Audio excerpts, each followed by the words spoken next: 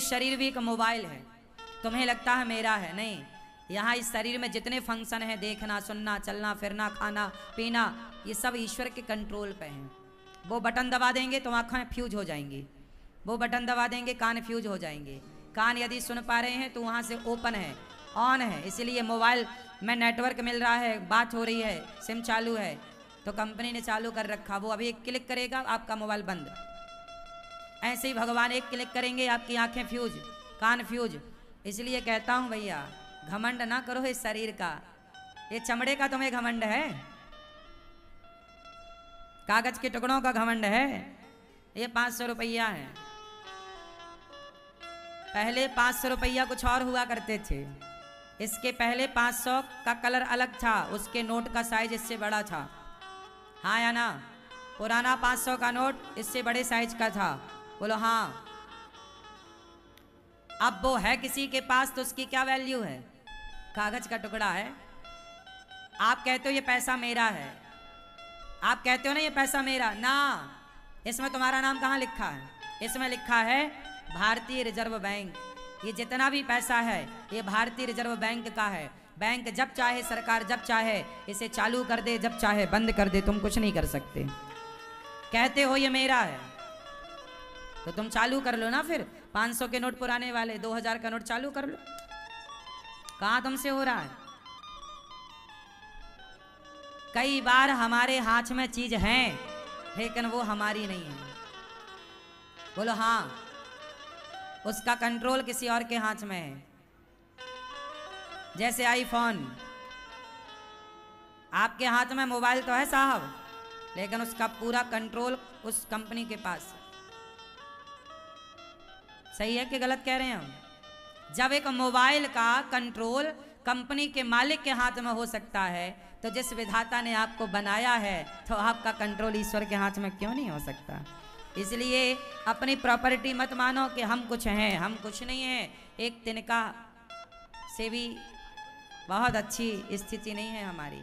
इसलिए कहता हूँ घमंड में ना जियो, सब कुछ भगवान का है, इस मानसिकता से काम करो। परिवार मेरा नहीं है, भगवान का है, ये मान लो। नहीं जी मेरा है, काहे तुम्हारा है? किस तरह से तुम्हारा? तुम सिद्ध करो कि तुम्हारा है। चलो सिद्ध करो। आप कहते हो परिवार मेरा है, सिद्ध करके दिखाओ कि तुम्हारा है। तुम सिद्ध ही नहीं कर पाओगे कि ये मेरा है। कर लो तो चलो दिखाओ, बता दो मेरे को, कर लो बातें, आओ करो सिद्ध। क्यों? परिवार आपका है, कर लो सिद्ध। आप सिद्ध कर लोगे कि ये आपका है? उत्तर दो। यदि आपका बेटा है तो छोड़ के चला काहे गया? बेटी आपकी है तो चली काहे गई? पति आपका था तो चला काहे गया? पत्नी आपकी थी तो चली क्यों गई? और शरीर आपका था तो शरीर ने साथ क्यों छोड़ दिया? क्या आपका था? एक चीज बता दो जो आपकी है।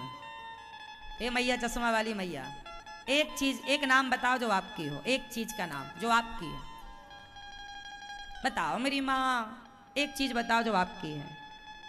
चश्मा वाले भैया, एक चीज बताओ जो आपकी हो, सिर्फ आपकी। हाँ, एक चीज, सिर्फ एक। हाँ, मैया बताएंगे आपके बगल। हाँ बैठे भाई, मैया बैठे। कुछ भी नहीं है। हाँ, मौत अपनी है और कुछ नहीं है। पर आप तो कह रही थी ये बेटा मेरा है, ये बेटी मेरी है, परिवार मेरा है। यहाँ कुछ और बयान है आपके, वहाँ बयान बदल जाते हैं। यहाँ कुछ और दलीलें हैं, वहाँ दलीलें चेंज। इस संसार में देखो, हमें ट्रेन मिलती है तो ट्रेन में हम बैठकर अपने मंजिल में जाते हैं। हम ट्रेन में बैठते हैं लेकिन कभी ये नहीं कहते कि ये ट्रेन हमारी है। हम है एरोप्लेन में बैठते हैं, हवाई जहाज में बैठते हैं, चील गाड़ी में बैठते हैं, पर कभी ये नहीं कहते कि ये हवाई जहाज हमारा है। हम हेलीकॉप्टर में बैठते हैं पर कभी ये नहीं कहते कि हेलीकॉप्टर हमारा है। चीजें हमें मिली हैं उपयोग के लिए। किसके लिए? ट्रेन हमें मिली काहे के लिए? उपयोग करो, अपना मंजिल आए उतर जाओ। ऐसे ही पत्नी, बेटा, परिवार, ये उपयोग के लिए ईश्वर ने दे रखा। लेकिन आप क्या करते हैं? दावा ठोकने लग जाते हैं मेरा। ट्रेन तुम्हारी नहीं हो सकती। ट्रेन से आप आ जा सकते हैं, यात्राएं करिए, उपयोग तो पूरा करिए, लेकिन ये मत कहिए कि मेरा है। उसी तरह बच्चा पालिए, संस्कार दीजिए, पर ये कभी मत कहिए कि ये बेटा मेरा है। सदा ये भाव रखिए कि प्रभु ये सारी संतान, ये बेटा बेटी सब आपके हैं, हम तो केवल आपके दास बनकर जो अपने बच्चों की जिम्मेदारी दी है पाल पोस के बड़ा कर रहे हैं, जिम्मेदारी पूरी कर रहे हैं। मैं कभी नहीं मानता कि मैं किसी का पिता हूँ कि बच्चे हैं, मैं ये मानता हूँ कि प्रभु के बच्चे हैं, प्रभु का परिवार है और हम तो एक सेवक हैं। हमें भगवान ने सेवा दे रखी है, 2 बच्चों की सेवा दे रखी है और साथ में 150 बच्चों की सेवा दे रखी है, 285 माँओं की सेवा दे रखी है, 1 माँ की और सेवा दे रखी है, पिता की सेवा है, परिवार की सेवा है, इस सारे कार्य की सेवा। ये हमारे बाप का नहीं है, कुछ भी सब ईश्वर का दिया है। तो हम तो इसी भाव से निभाते हैं कि प्रभु सब आपका है, हम तो जितना अच्छा हो सकता है बच्चों को संस्कार दे सकते हैं, पढ़ा लिखा के काबिल बना सकते हैं। हम कभी ये दावा नहीं ठोकते कि मैं इस बच्चे का पिता हूं। मैं कभी सपने में नहीं सोचता कि मैं इसका पिता हूं। मैं नहीं मानता कि मैं पिता, मैं ये मानता हूं प्रभु आप ही सबके पिता हैं, त्वमेव माता च पिता। जब ईश्वर माँ बाप हैं तो ईश्वर से अच्छा माँ बाप कोई हो नहीं सकता। तो मैं काहे माँ बाप बन के बैठ जाऊं किसी का? क्यों? एक अच्छा पिता कौन हो सकता है? भगवान से अच्छा पिता कोई हो सकता है? बोलो।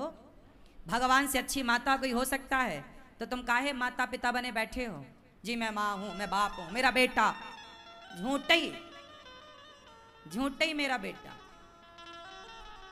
सौंप दो ना, अब सौंप दिया इस जीवन का सब भार तुम्हारे हाथों में।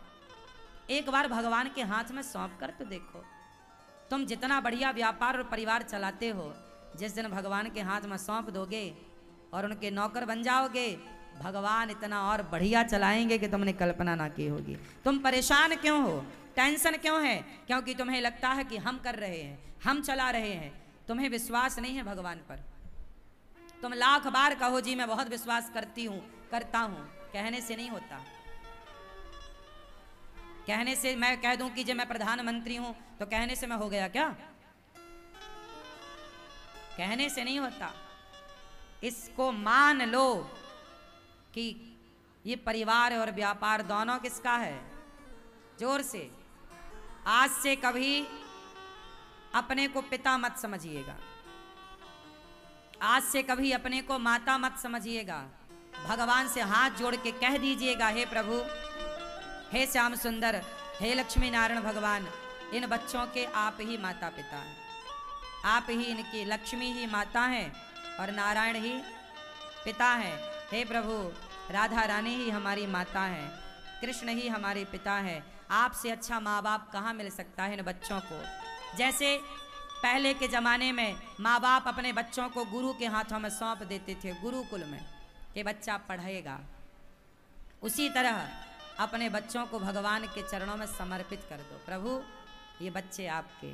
हे प्रभु, ये फैक्ट्री है, 10, 20, 25, 50, 100 लोग काम करते हैं, ये आप जानो और आपका काम जाने। एक रोज का हिसाब किताब ना, रजिस्टर भगवान के आगे रखा करो। हे प्रभु, आज ये आया और ये गया, इतना पैसा आया, इतना गया, पूरा हिसाब भगवान को देना सीखो। और बिल्कुल फीलिंग ले आओ नौकर वाली कि मैं कृष्ण का, मैं कृष्ण का, मैं कृष्ण का, मैं कृष्ण का। जोर से। क्या हो आप? मालिक के नौकर। पीछे वाले भैया गुलाबी, कृष्ण के क्या हो? जोर से। हैं? हाँ, दास हूं, नौकर हूं, चाकर हूं। घर का मालिक कौन? भगवान श्रीमन नारायण को ही घर का मुखिया बनाओ और तुम मुखिया ना बनो। सब कुछ सौंप दो, सब, फिर आप क्या होंगे? फ्री। ये दास अनिरुद्ध इतना फ्री क्यों रहता है? मैं हमेशा हंसता मुस्कुराता ही आपको मिलता हूँ, हमेशा खुश क्यों रह लेता हूँ?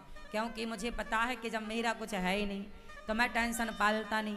इतना बड़ा कार्य होने पर भी मैं रत्ती भर टेंशन नहीं पालता, क्योंकि मैं कभी मानता ही नहीं कि मेरा है। मैं जानता हूँ कि गौरी गोपाल भगवान की संपत्ति है, ये गौरी गोपाल भगवान कर रहे हैं, वो जाने और उनका काम जाने, हम तो हिसाब उनको ही देते हैं। आप मानो ना मानो, पर गौरी गोपाल में कितना रोज आया कितना गया, मैं रोज हिसाब गौरी गोपाल भगवान को ही देता हूँ। कह रखा है प्रभु ये आया आज और ये खर्चा हुआ आप जानो, कमी है तो आप पूरी करो, हमें नहीं टेंशन है। कल भोजन बनेगा कि नहीं बनेगा वो आपकी टेंशन है, हम तो मस्त अपना काम, हम कर्म करते हैं। भगवान कहते हैं तू कर्म कर, मैं कथा सुना रहा हूँ आपको, समझा रहा हूँ आपको, 3 घंटे काम करता हूँ आपके बीच में, बाकी समय और जो काम है वो करता हूँ, बाकी फल ईश्वर देंगे। राम झरोखा बैठ के सबका मुजरा लें और जाकी जैसी चाकरी ताको तैसो दें। राम झरोखा, झरोखा समझते हैं? हाँ, झरोखा किसको कहते चलो बताओ। हाँ हाँ, अखियों के झरोखों से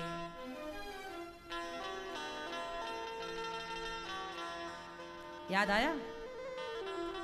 झरोखा मतलब आप कह सकते हैं खिड़की, खिड़की।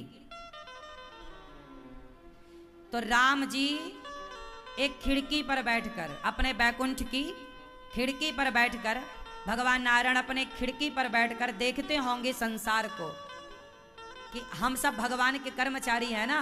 तो जैसे आप लोग अपनी फैक्ट्री के कर्मचारियों को रोज देखते हो ना कैमरे पर, या आपकी भी तो केबल में खिड़की है, वहां से सब दिखता है। तो राम झरोखा बैठ के सबका मुजरा लें। मुजरा मतलब हम दिन भर नाच रहे हैं यहाँ से वहाँ, तो हमारा काम भगवान रोज देखते हैं, किसने कितना काम किया। और जाकी जैसी चाकरी ताको तैसो दे, जो जितनी मेहनत करता है, जितना कार्य करता है, उसके हिसाब का परमात्मा वहाँ बैठे बैठे देते रहते हैं। तुम कितना भी कुछ कर लो, मिलना उन्हीं के हिसाब का है। 6 चीजें भगवान के हाथ में हैं, बताओ कौन कौन सी? भगवान के हाथ में कितनी चीजें हैं? जोर से कितनी? 6 के बाद जो बचेगा सब आपके हाथ में है। भगवान के हाथ में क्या क्या है सुनो। हानि, बोलो हानि। हानि, हानि मतलब नुकसान। हानि बोलो मेरी माँ। हानि, आनी नहीं, हानि। हानि लाभ, जीवन, मरण, यश, अपयश। कितना हुआ? ये 6 चीजें ईश्वर के हाथ में। हानि कितनी होगी ये आप तय नहीं करेंगे, ईश्वर। लाभ कितना होगा ईश्वर तय करें। हानि लाभ। जीवन कितने साल का जीवन है, मरण कब मरोगे ईश्वर तय करेंगे।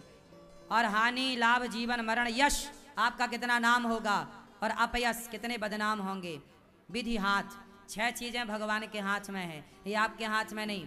और जब ये चीजें हमारे हाथ में है ही नहीं तो हम टेंशन लें किस बात की। मस्त भगवान का चिंतन करें, जो होगा।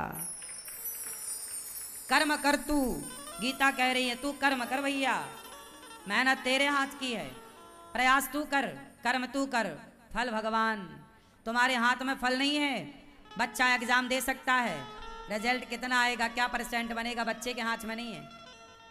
किसान खोद सकता है, पानी निकलेगा कि नहीं खेत में, ये किसान के हाथ में नहीं है। किसान बीज बो सकता है खेत में, फसल कितनी होगी ये किसान के हाथ में नहीं है। 4 कुंटल होगा कि 50 कुंटल होगा, किसके हाथ में है? बोलो। तो कितनी चीजें ईश्वर के हाथ, कौन कौन सी? अब इसके बाद जो बचा है वो सब आपके हाथ में। बताओ क्या बचा, जोर से क्या बचा? एक चीज बची है, क्या? धर्म के अकॉर्डिंग कर्म करना। कर्म आपके हाथ में, करो ना, कर्म करते रहना धर्म के अनुसार।